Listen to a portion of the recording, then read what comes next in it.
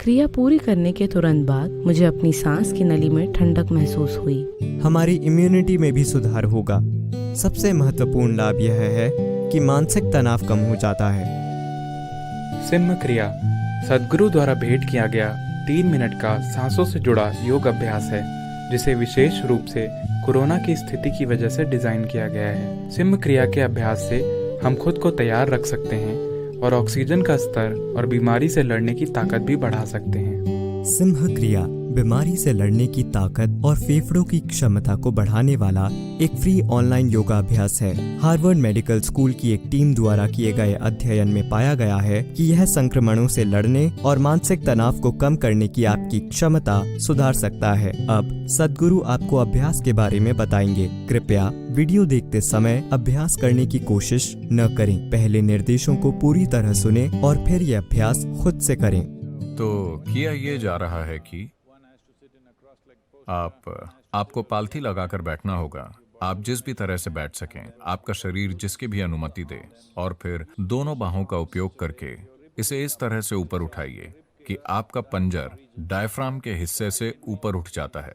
इसमें यह शामिल है कि आपको अपनी जीभ को पूरी तरह से बाहर स्ट्रेच करना है, अपने मुंह को पूरी तरह से खुला रखते हुए, और फिर जितनी ताकत के साथ हो सके सांस अंदर लें और बाहर छोड़ें, पेट को झटका दिए बिना, लेकिन ताकत के साथ अंदर लेना है और बाहर छोड़ना है। सांस अंदर भी और बाहर भी 21 बार। और जब ये हो जाए, आप अपनी जीभ को ऊपर की ओर घुमा लें।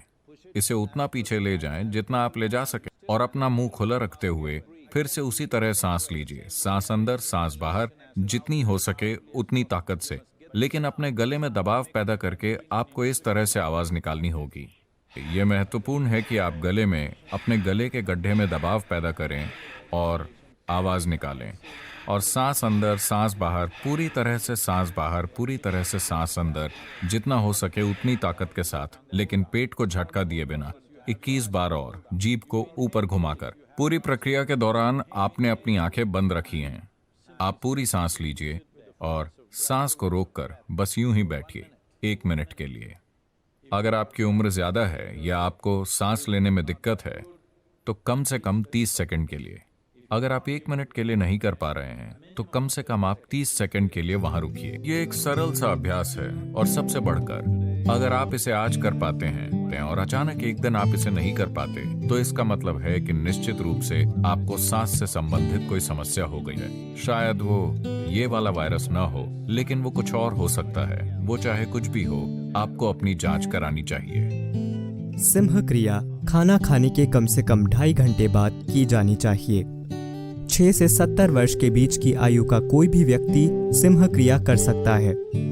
6 साल से कम या 70 साल से अधिक उम्र के लोग और ब्रेन ट्यूमर या हैमरेज से परेशान लोग भी ये अभ्यास कर सकते हैं, लेकिन उन्हें केवल 12 बार सांस लेनी चाहिए, 21 बार नहीं।